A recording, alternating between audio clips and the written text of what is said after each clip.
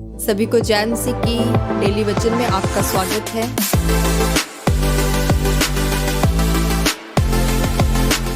सभी को जय मसीह की। आइए हम परमेश्वर के वचन में से आज एक आयत को देखेंगे जो भजन संहिता 37 अध्याय उसकी एक आयत है। यहाँ पे लिखा है, कुकर्मियों के कारण मत कुढ़, कुटिल काम करने वालों के विषय में डा ना कर।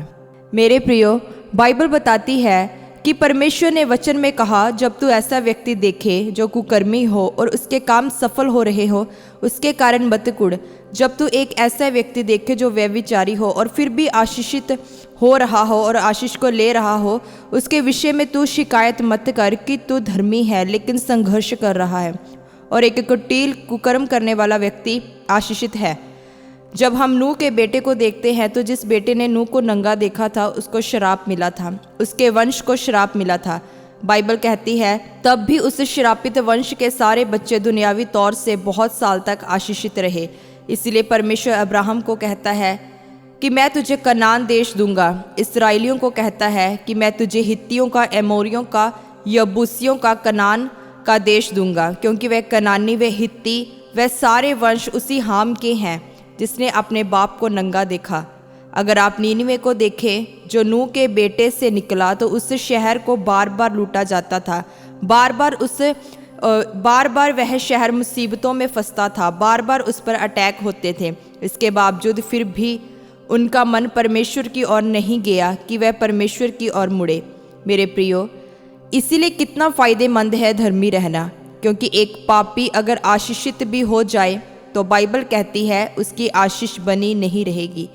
परमेश्वर धर्मी का ध्यान रखता है। धर्मी आज मुश्किल में हो सकता है पर आने वाले दिनों में वह आशीषित होगा।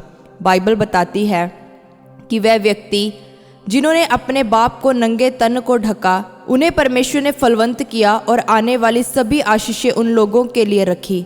अब फैसला आपको करना है कि आपको धर्मी की तरह रहना है या अपने शरीर की इच्छाओं को पूरा करना है। अगर आप धर्मी की तरह रहेंगे तो अंत में जीत आपकी होगी, शैतान आप पर कब्जा नहीं कर पाएगा। एक पापी जितना मर्जी फलवंत क्यों ना हो जाए, इसका मतलब यह नहीं कि परमेश्वर उसके साथ है। एक व्यक्ति पाप करने के 1 महीने बाद दुनियावी रूप से आशीषित हो, इसका मतलब यह नहीं कि परमेश्वर ने उसके पाप को स्वीकार कर लिया। इसीलिए जब आप जागरूक हो जाते हैं और अपनी ज़िंदगी की आसपास की घटनाओं को समझने लगते हैं कि परमेश्वर हमें किस दिशा की ओर लेकर जाना चाहता है, तब आपका फलवंत होना शुरू होता है।